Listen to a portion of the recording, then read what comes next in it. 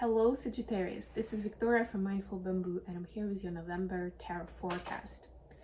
Today, as always, we'll look at your love life, we'll look at your career and workspace, and we'll get your guidance from the universe on how to best navigate the energy of the month of November. At the end, we'll get you some messages in love. So regardless of whether you're thinking about someone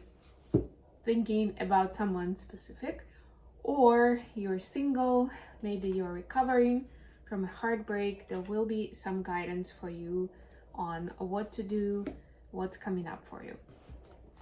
And of course, we'll start with an oracle message. This month, I'm doing the oracle message with the Whispers of the Ocean.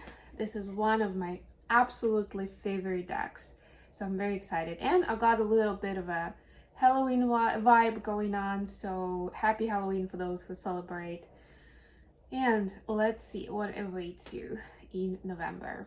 Of course, also my TV show is coming out every Friday night at 6 p.m. EST. It's called Mindfully Awake, and there is a playlist on this channel with the same name that you can check out. It has the episodes that have aired so far, and you can browse through the topics and check out the episode that suits you most, that you find relevant.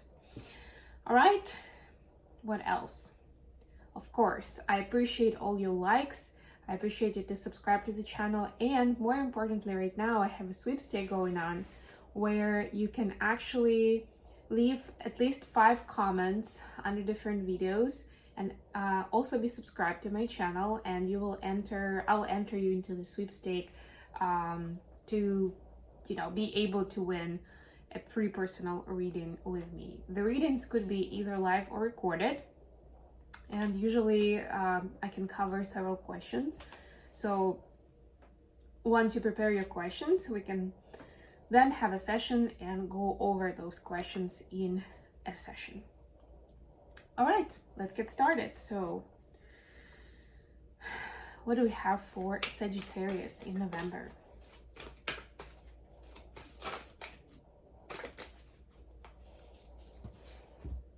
Looking at the underbelly. Be sure that you're using your time in the best possible manner. You might consider taking time to organize yourself, or perhaps a project you're working on could use some fine-tuning. So it's like looking beyond the surface, especially if you sense that there is some kind of anxiety or some kind of stress on the surface, and it's like, yeah, this project is a lot more stressful than I thought it would be, or that it should be, really. So it can help to look at how are you making decisions on where it's going, on the priorities around this project, how your energy is used, and maybe you could think of some fine-tuning. A lot of times our immediate response is to just keep going. It's like, okay, the faster I'm gonna be getting things done, the faster the whole project is gonna be over, and the struggle will stop. But the truth is, a lot of times we need the fine-tuning to really set our gears into the right direction, and also be able to give ourselves some kind of downtime, some kind of rest and ability really to look at the project with fresh eyes. Because when you're in the midst of it, a lot of times you may be overlooking some kind of simpler resolution, or maybe some kind of a clue that you didn't see before that you can work with that would be beneficial to the project. Okay, let's get into tarot. I'm going to be using the Good Tarot this month. I hope you guys liked the Monology deck last month, by the way. I will still be using it on my Twinflame channel while I have it, because it's not really mine, but I did cleanse it and I did my rituals with it, so I can use it. It's now cleansed of the previous energy, previous usage, so there's no problem with that. And I really appreciate that my friend was able to lend it to me to use, to basically get to know the deck, because I've heard about it, I saw people use it, but I didn't really know about it before.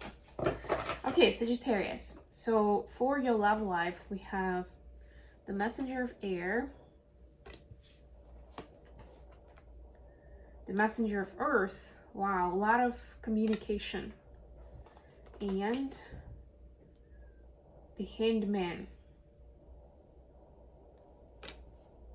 You see, that's the different perspective I was just talking about.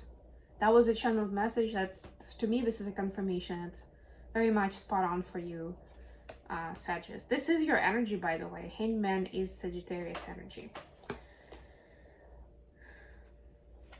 Nine of fire.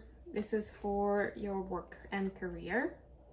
The Empress. You could be dealing with a Taurus. 10 of air.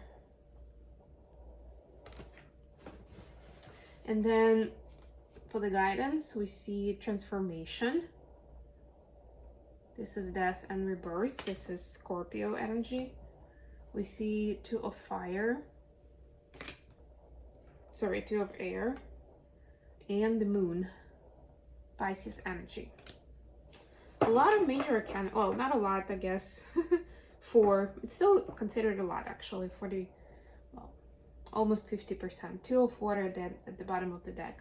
So there is some kind of soulmate connection that's coming in, but mind that soulmates, first of all, are not just about romantic connection. So it can be in the workplace, it can be a friend. And secondly, sometimes the purpose or part of the purpose of the soulmate is actually to teach us what not to do or how we should be doing things differently. So, you know, again, take a closer look at your relationships. And I would say this first part of the spread is actually about your personal space and connections that are the closest to you. So it's not just about love, it's about, it can be about other connections in your life. It's also about you and your relationship with yourself. So I would just say, because we see the hangman here, whichever relationships are now in focus for you, it could be 1, it could be 2 or 3, it's important to take a different look at it. Because a lot of times it could be that, you know, we're so used to a certain routine or to the way we interact with a person that we find our comfortable place. That's how our nervous system works. It's trying to find that space where we can function pretty much automatically or semi-automatically, where there's as little effort as possible in terms of thinking, finding out solutions, and brainstorming something, right? And it doesn't necessarily matter that doesn't necessarily mean that it's the optimal way, right? But with time, we just get used to it, and you know, we don't really think about it. So this is your ability to think about it. And here we have, it's actually, these are the page cards in the regular Rider-Waite. So we have Page of Pentacles and Page of Swords. Yeah, so these are, oh, as these cards suggest, they're messengers. There are messages that are coming in for you. And it's about how you think, and it's about how you organize your life. So it's a pretty pragmatic field, I would say. And again, it can be with the person, quite possibly with your life partner, if you have somebody in your life and you're building your life together with them. Or it could actually be about you in your own right. It doesn't have to have a, you know, a separate human being with you on this. But this is basically, your message is that you need to zoom out from your current routine, from your current context, right? And take a fresh look. It helps for those who don't really know how to do that. It helps to get organized on paper, for example, right? And that's actually what we saw in the card here. Maybe plan out, do more journaling, first of all. Look at how you spend your time, right? And you can color code your activities so you can see generally, like, this is the amount of time I spend, I don't know, on health and fitness and wellness. This is the amount of time I spend on my hobbies. This is work, this is family, this is household chores. Like, do these things and see for yourself, analyze how is it happening. If it's a relationship, then of course it's a little more subjective, right? But still, how balanced is it in terms of energy exchange, giving and receiving? I don't mean necessarily material things, but generally. Are you matching each other in terms of the love language, or at least working with each other's love language? I don't know, how much time do you actually spend together, and what do you enjoy about it? How does the person make you feel? And maybe they actually don't really make you feel that good, right? Maybe you made friends at some point, or you got together at some point if it's a romantic relationship, because at the time there was a lot of attraction, there was a lot of common ground, right? But maybe it's not the case anymore, and maybe there is even resentment or some kind of unresolved issues that are not serving the relationship, and it's time to bring them up. Something along those lines I'm getting here. So it's getting a little long. I'm gonna move on. For your career space, we see 9 of Fire, the Empress, and 10 of Air. So I'm getting here that there's been quite a lot of struggle at the workplace, in terms of finding your rhythm and really making it a smooth sailing, let's put it that way, right? So you don't have to stop and redo and rethink, or scratch what you've done and start fresh, maybe multiple times. Depending, of course, on how creative your occupation is, that could be more or less frustrating, because sometimes the field itself presupposes that it takes a lot of trials, it takes time to kind of get the right version, or to brainstorm something, or to come up with something that you'll be proud of. But it almost feels like it's been too heavy, right? And you're almost disenchanted, or at least demotivated with continuing with it. With the Empress here, I see that you actually have a lot of creative potential. For some of you, there is somebody close to you, or somebody you'll meet in the field of your occupation, that will have a lot of ideas that will be beneficial for you, or they will be able to, sometimes you have a conversation with the right person and they completely change your perspective on the situation, on where you are, what you can do. And that's also with the whole vibe of looking at it from a different angle. So no matter what it is, there's a lot of potential and opportunity for you in the field where you are in.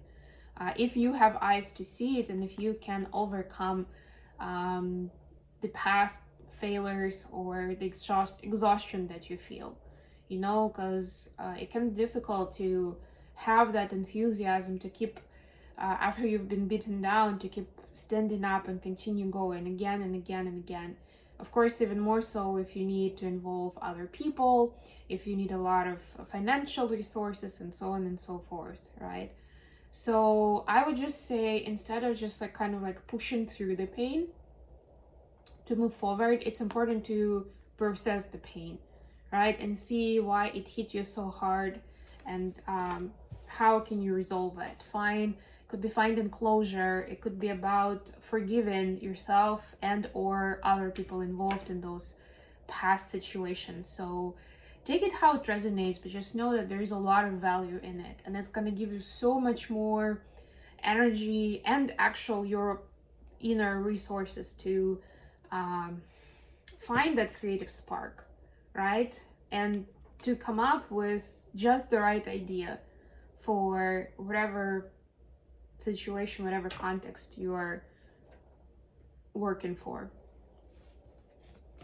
The advice: we have transformation, we have 2 of Air, we have the Moon, huge energies, and these are the water energy. So there's a lot of emotion that could be going through you in November, but know that it's almost like this cleansing process. Imagine you swimming in a body of water, or rain just pouring over you, right? And there is that deep cleansing and healing ritual within, deeper meaning within those activities. So that's something that's, it can shake you up for sure, because there will be a lot of emotional release most likely, But with the major arcanas, this is all divinely orchestrated, you know? That's what is supposed to be helpful for you. So you stop stalling, so you stop overthinking, so that you don't really need to, you don't feel like you need to make safe choices in life, you know, just because of all the pain and suffering that's settling in your body, in your nervous system, in your brain, you know. So this is helpful, supposed to be helpful, and of course it's gonna call on you to really, like I was saying, to really have the eyes for it, or the ears, you know, to be able to address it, not just pretend like nothing's happening and you're just fine, right? But actually dive into it. And it could be challenging for the fire sign to do that, but you'll be really grateful at the end. Let's get some messages in love for the Grim Reaper and the Golden Mirror. So messages for Sagittarius. Well, the Grim Reaper is the death that we actually saw. That's the transformation card that we saw for you here. So I'm not actually surprised. The relationship is over, no second chances. Grow and transform your life. So what I would say here, it doesn't necessarily mean literally that you know, someone will exit your life, but the past phase of the relationship is over, whatever it is. And I have a feeling that it's a personal relationship that we were looking at the beginning of the reading, right? Whether it's a friend, a life partner, it's almost like you won't be able to keep the relationship in the same space or go in the same way. That part is gonna be gone, whether you like it or not. So either both of you will have patience and determination to work out a new way of doing this, or the relationship is gonna be over. Another card is the Golden Mirror.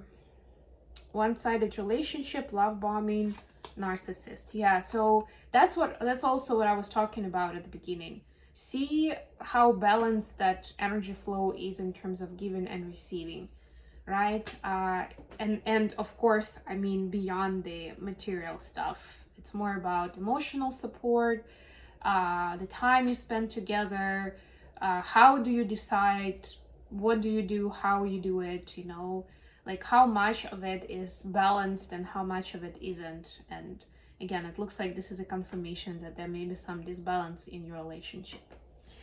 Okay, I hope this was useful. I'm gonna end it here. Thank you very much in advance for liking and subscribing. Of course, leave your comments. That's how you can win a free reading with me.